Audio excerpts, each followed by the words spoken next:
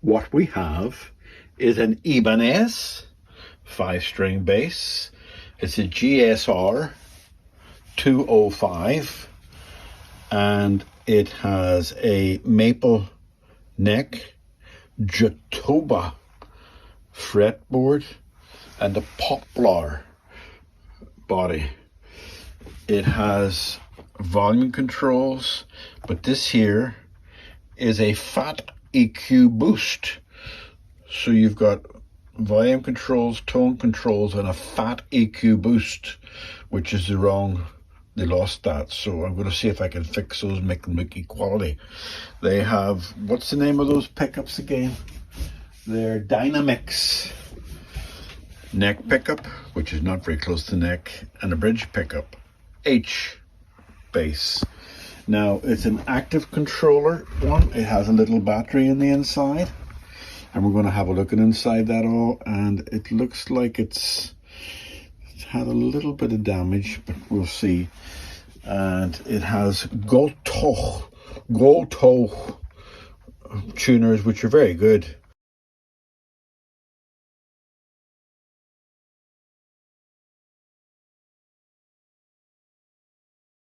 So overall, this is a very good guitar, but, as you can see, these strings were very expensive, but I think I can salvage them. We'll see what I can do. I think I can salvage them. It starts coming off. But, you could get a train underneath that. And matter of fact, if you look really hard, you'll see a train running up and down the neck. Look at that there. How high that is. That would surely make your fingers sore playing that bass guitar. And the intonators are right down, so it means we're going to have to put a shim in the neck. What is that little blue thing there? Well, we'll find out later. And I got a feeling, let's just look down the neck, but I got a feeling that there'll be a big underbow. I'm looking down the lens of the camera. I think I can see a big underbow. So we're praying that the truss rod works. Now, I'm going to have to wash these strings in the dishwasher, roll them up in a sock, and put them not in the dishwasher. Well, if I had a dishwasher, I would use the dishwasher, but I'm going to roll them up in a sock and put them in the washing machine. They are quite dirty, but I got a feeling we'll clean up okay. But I think we'll lose that. We'll lose a lot of that string action. But we'll see. If we don't, then we'll put a little bit of lacquer on that to keep those in place. But let's get the strings off. Let's get the neck checked to see if we can get it straightened. And let's get stuck in. Oh, sorry, overall it's about 350 pounds for this guitar.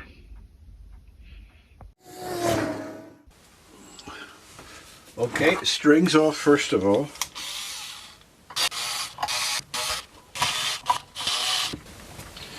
Tuners all feel good quality, good working condition. They're going to have to pull out through the bottom. This is going to have to be cleaned up, but there's not too much to be cleaned. Oh, do you know what I should have done? Let's test the electrics. I'll just bring up one string. Right, let's just test the electrics. It says quite clearly that it's got a battery, and you have to pull the jack plug out, because if you leave the jack plug in, you'll discharge the battery.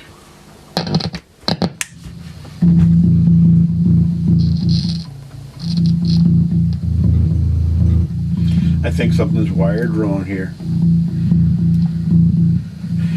because that's supposed to be the boost, and this sounds like the boost. It's got a metal point as well, so I'm going to have to check the wiring, but we've got sound. Let's just test. Yeah, both pickups are working. Okay, so off we go. Electrics are okay, although there's something wrong with the wiring. I'll have to get the wiring and diagram for this guitar to figure out how it's supposed to be properly wired, because it makes it quite clear that that's supposed to be the boost and those are the 2 volume, but maybe whenever they were doing the knobs they made some adjustment. So what I'm going to do is just get these off, speed it up.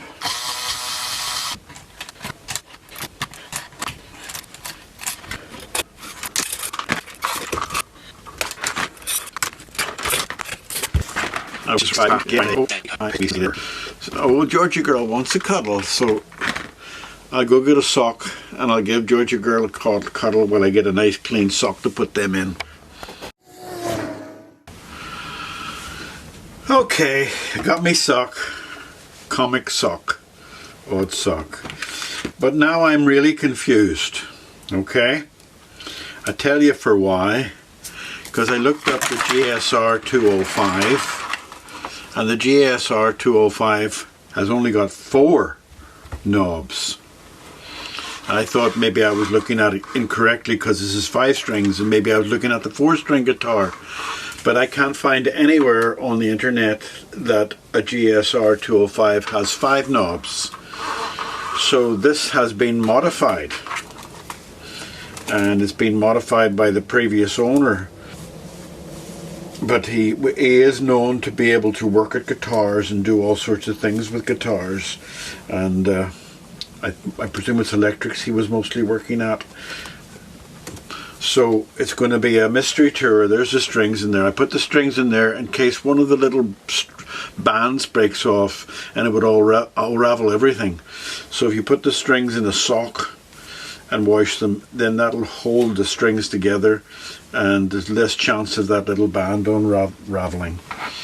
So we're going to have a mystery tour here to find out what it is, because there's 3 different sizes of switches. So there's no point in me even looking up on the internet what way to wire this. Okay, let's look at the neck and see what we've got in the way of a neck.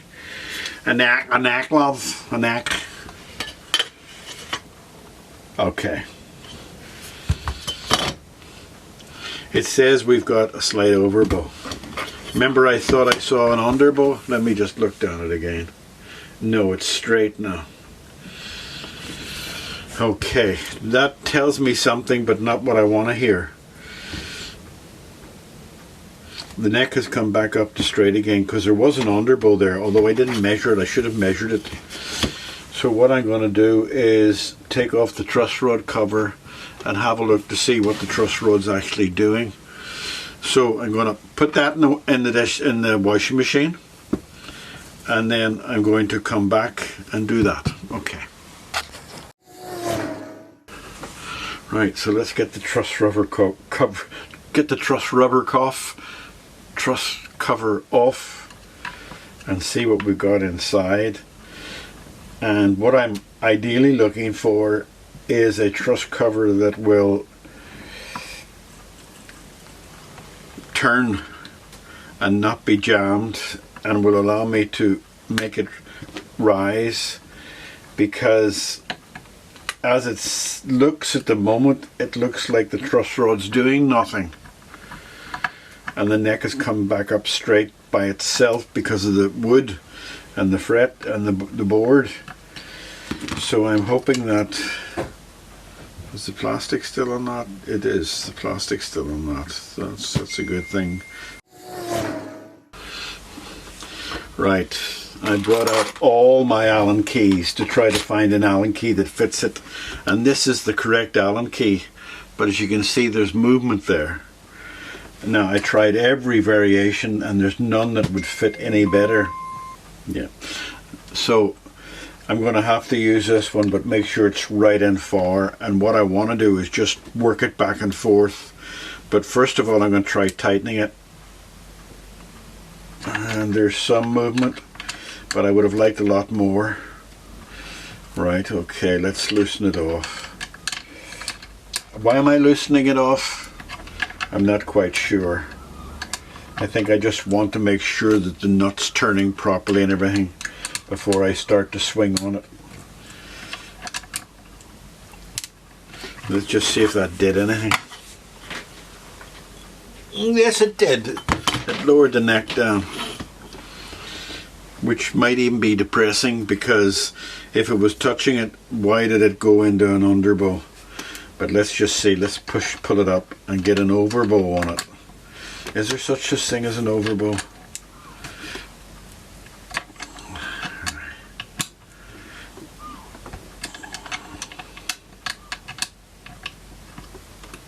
It's turning enough.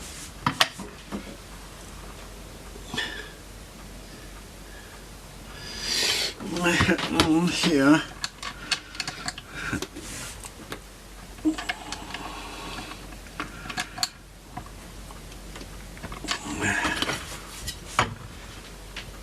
Right, there is an overbow.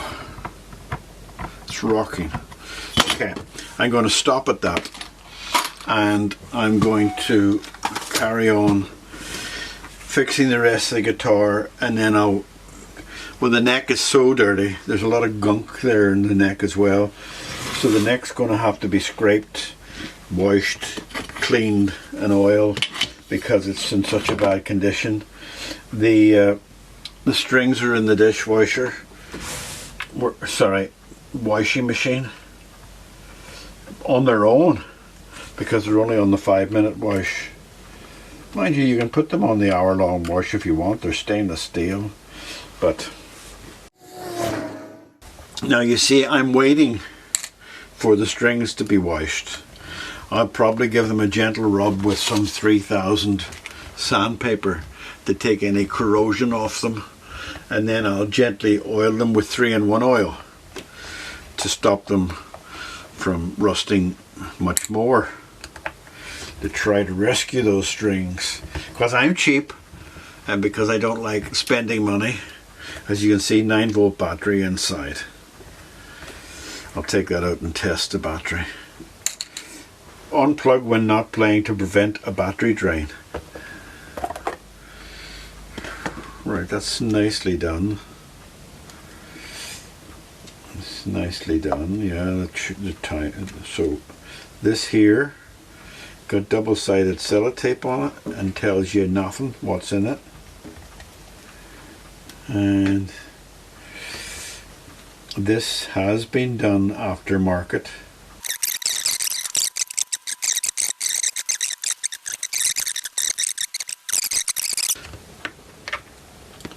Right, okay, well, okay. I'm going to stop there. The mysterious wiring mystery has been resolved. I didn't say it was solved. I said it was resolved. And you know how it's been resolved? Because I'm going to close it nice and neatly up. And if it's working, I'm going to leave it alone. And it is working. So I would only take it apart, examine it, and find out that it's too confusing for me. So I'm going to put it all back together, and that is the issue resolved, because there wasn't an issue in the first place.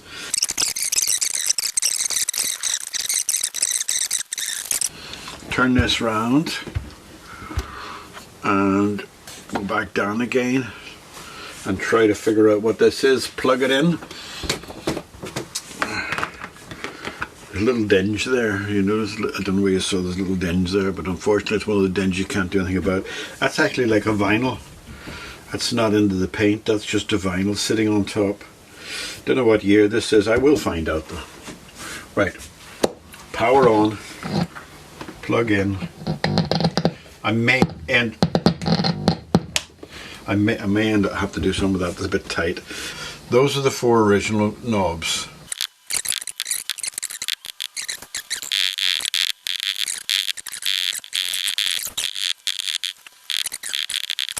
But that's selector and that's tone, that's volume.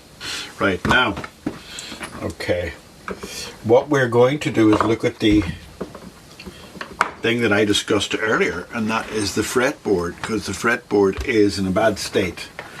It's dirty, love, it's dirty. Can I get it all in? I've extended my workplace because a big guitar like this is a bit of a pain, so I put covering and foam and everything on the thing so I can use the whole space back and forth. Right, this here, I'm going to give it a good clean first, just with soap and water, to see where we are.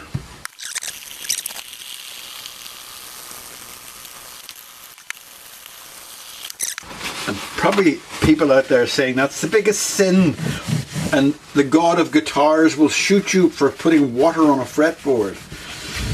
But I'm doing it. How dirty that is.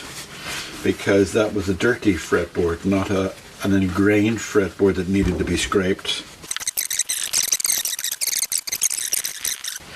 Probably fingerprints and finger dirt and stuff like that. Nose pickings and all sorts of stuff like that there. Disgusting. Everybody's doing it, picking their nose and chewing it. They think it's candy, but it's not. Another little song I used to sing when I was young is great big gobs of gooey gushy gopher guts, dehydrated pig's meat, manipulated deer's feet, great big gobs of gooey gushy gopher guts, and I forgot my spoon. Just see who can make up the most disgusting song.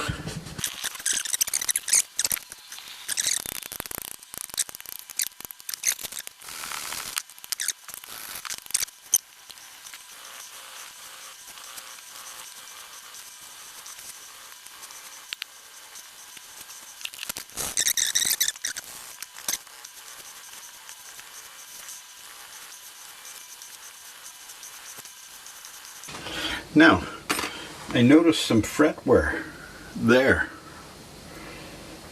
on 3 or 4 places there and there and there. I don't think you can see it, but I would associate that with the underbow. When you're playing up there and you're hitting the strings fast, the vibrations of the string would be working against that fret. So that's unusual, but to be expected if such a large underbow. So let's just hope that we now are in a position to make this thing a very much playable guitar. Now, one more thing I need to do, which is boring and I'm going to speed through it, is just clean up against the frets.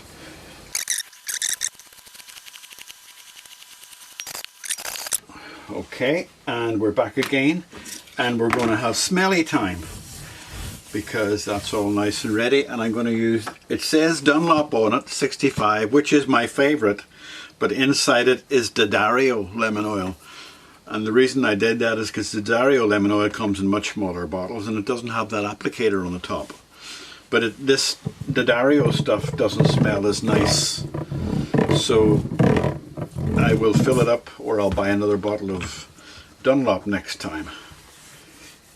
It's all to do with smell for me. It's the only pleasure I get is a lemony smell. Well, not quite.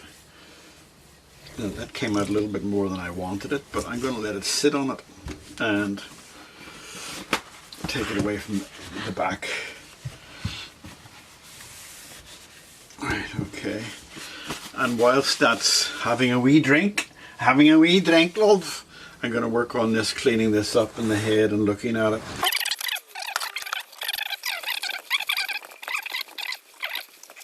I don't know why bass guitars are, I call this a cheap guitar, but I don't know why, because it's a really nice guitar.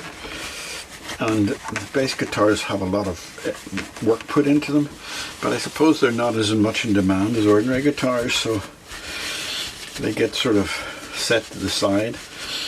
There's a guy on YouTube I watch that plays guitar, a couple of guys that play bass guitar. One of them's called a number, like something 603. I don't know, but there are some fantastic bass players. Some absolutely stunning bass guitar players. You can't believe how good they are. Every bit as good as some of the big lead guitarists on the planet, you know, but they don't get that kind of credit. So that's nice and clean. That didn't take long. So let's look at cleaning the other end while that's still having a drink. I'm even going to use the same tissue. Wow. That's how cheap I am to clean it. It just needs a clean. Now I must go look for switches. Should I take that off to give it a clean? I think I will take that off because that's got great grain and that just needs to be some lubricants on it and stuff like that. So I'm going to take that off. So there we go. I'll come down.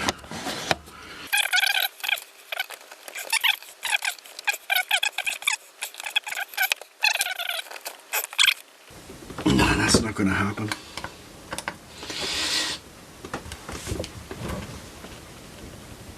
No, that's not going to happen. So I'm going to have to clean it in place, okay?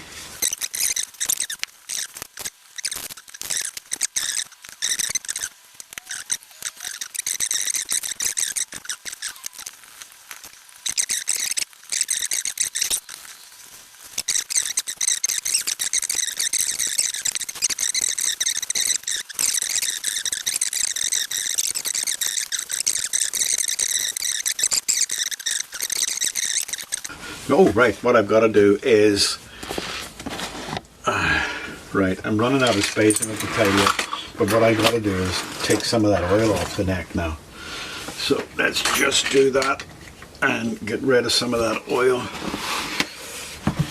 It's soaked in a lot of places and it had a good drink. And doesn't it look beautiful? Does not neck look beautiful now? It does. Tell me it does. Tell me it's not true.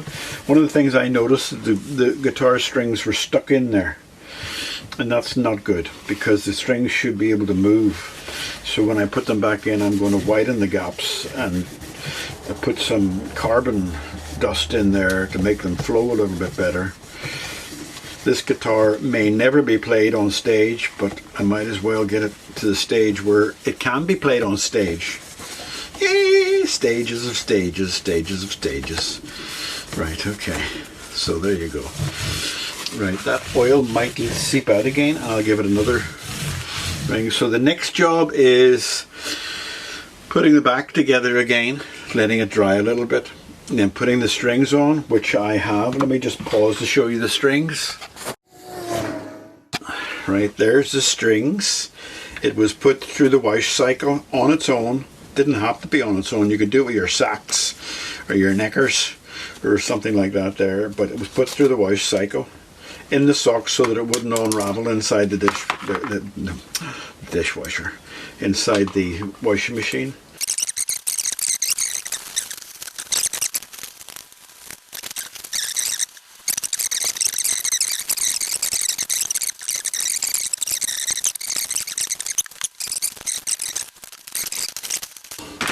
Right, now I'm going to tidy up and then I'm going to continue, get the oil off those strings, and then I'm going to put them on the guitar. So pause while I tidy up. Okay, back to being tidy. Tidy-ish.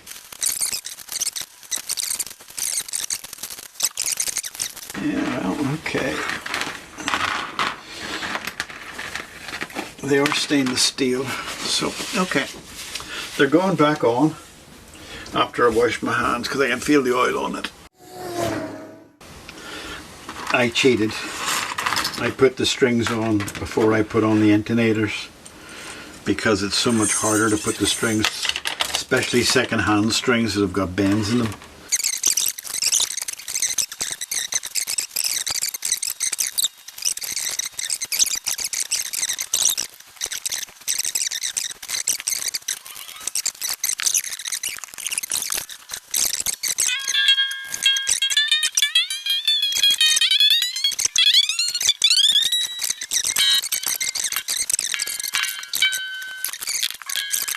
Right, nut. Let's get a look at the nut to get the height down, and then we can worry about the slope of the neck and the intonators afterwards.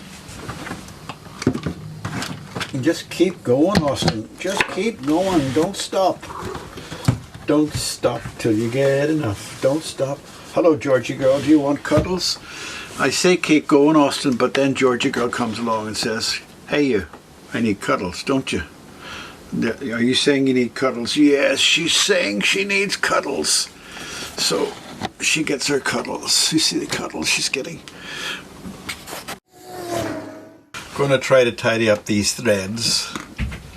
This is an old trick that I learned from my Granda, who was a luthier, and he learned it from his Granda before him, who was a luthier, and he learned it before him. No, it's all a lie. My Granda was a vaudeville man on the stage. I'm just using some PVA glue, and I'm hoping that what it will do is just bring these and tighten them up and stop them from fraying like that. Yes, my Granda was a vaudeville man. I have some of his scripts when he did the black and white minstrels.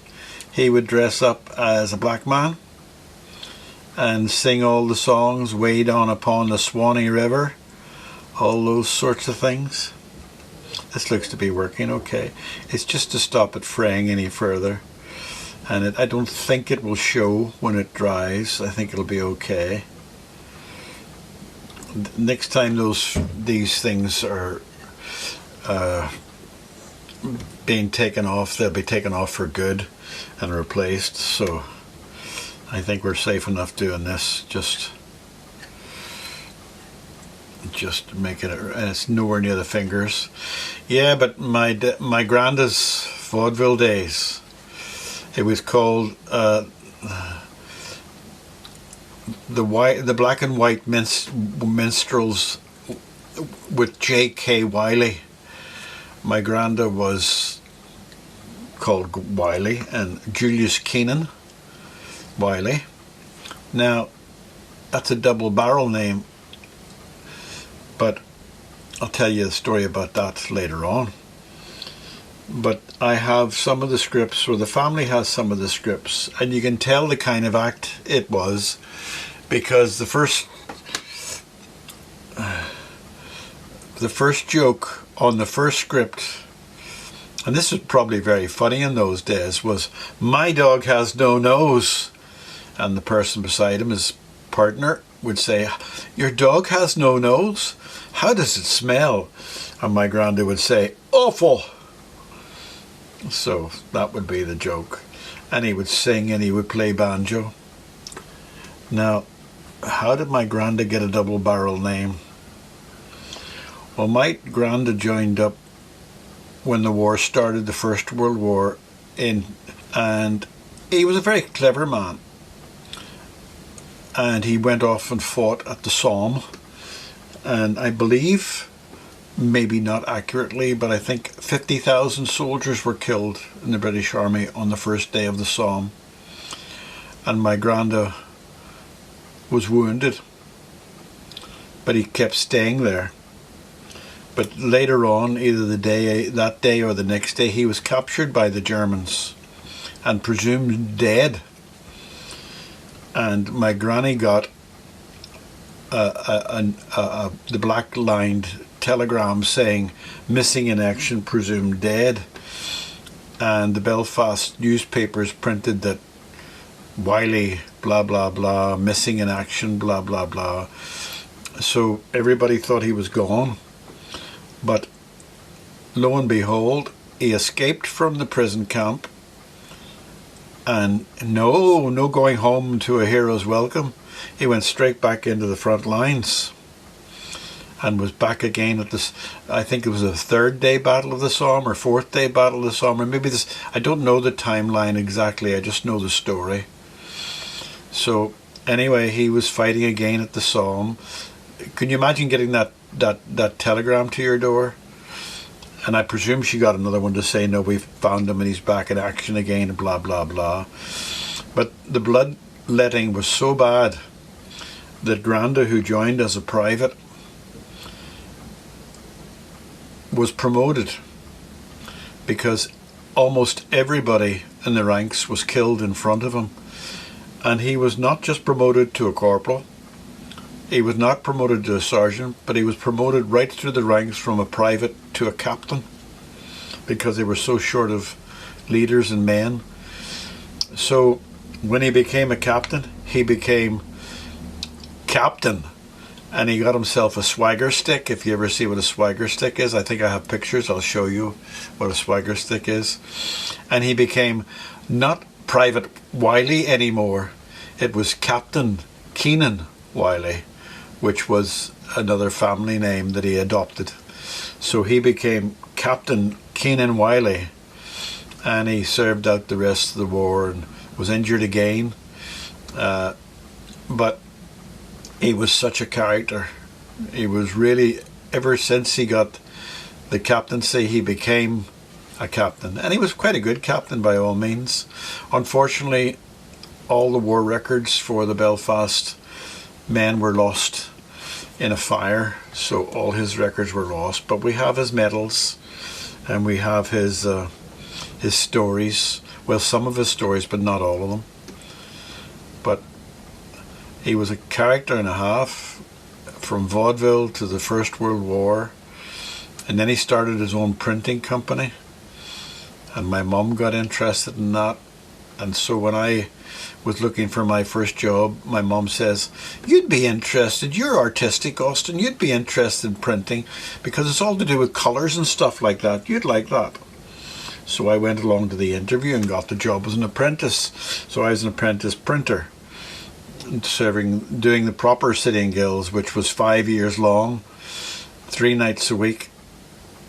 And my Granda was very proud because I took up his profession. So I think that's going to be as best I can do, because there's nothing there to grab. So let's just hope that's working. But that's my Granda story is much longer than that. But that's for another day. Okay, pause. Now we're going to do the nut. Let's get this done, the big fat one first.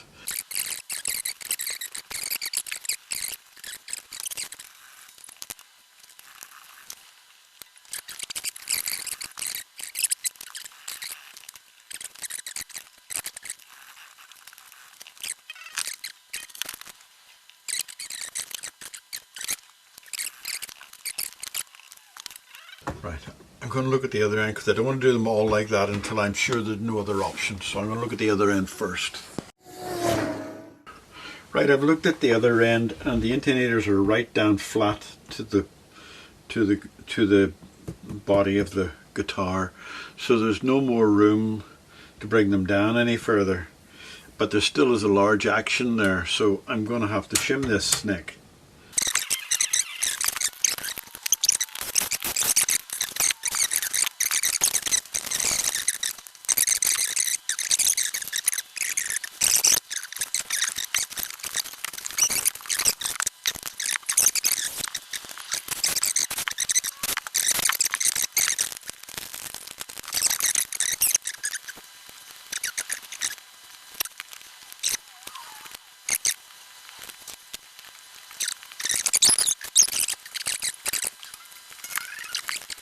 This is boring, isn't it? Isn't it? This is boring. This is ultra boring. But it's going to be sped through, so.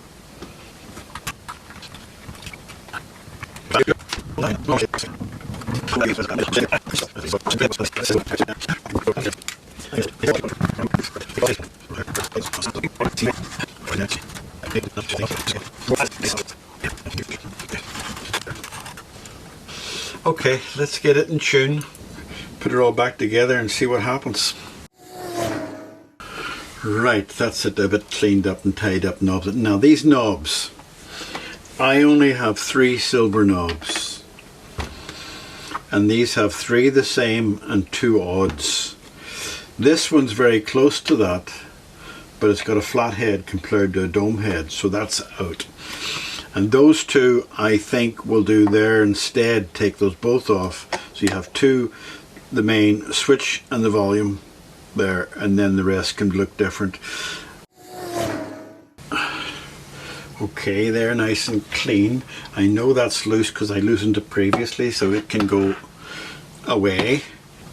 Now there's a middle there, and that's on full, but fortunately with these things it doesn't matter because there's no, so let's just push it on and push it on. That does look better, doesn't it? 2 the same size. Let's get this tuned up and get it back to its daddy. Well, the sun's shining on me. Hello, just let the sun shine in. Hello, people. Well, here we are, the Ibanez. Now, the last time you saw it, excuse the fingerprints, I was trying to intonate it, but it took ages to get it intonated. I don't know why, but it was really, really, really fussy. Let me just bring that down. But it's done now and it's sounding well, and it's actually very powerful, you know.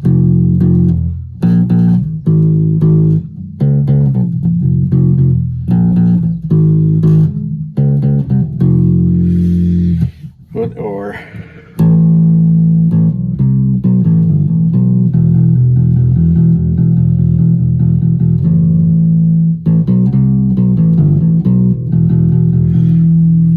that Top Gear, is it?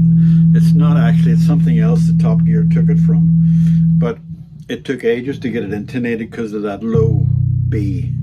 I couldn't get that intonated, but the action is wonderful.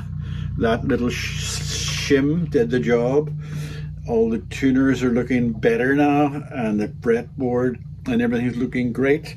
Those two knobs are better than the 4 different ones, and everything else is looking gorgeous. So that's about all I can play for you. I don't know much more to play for you. You know, it's a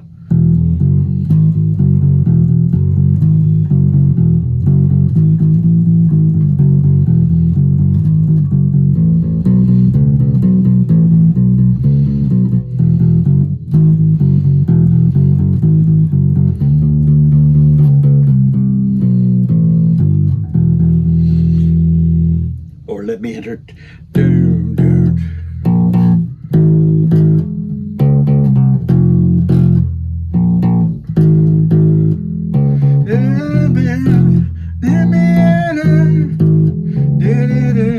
can't remember the word. Smells like Teen Spirit. Wouldn't you be bored playing that if you're, you know, the head banging, you know?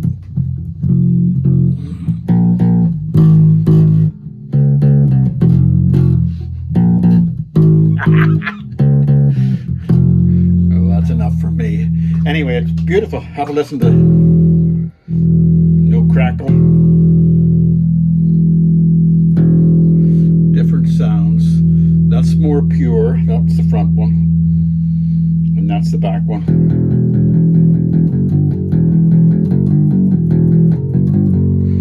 And that's the big bassy one.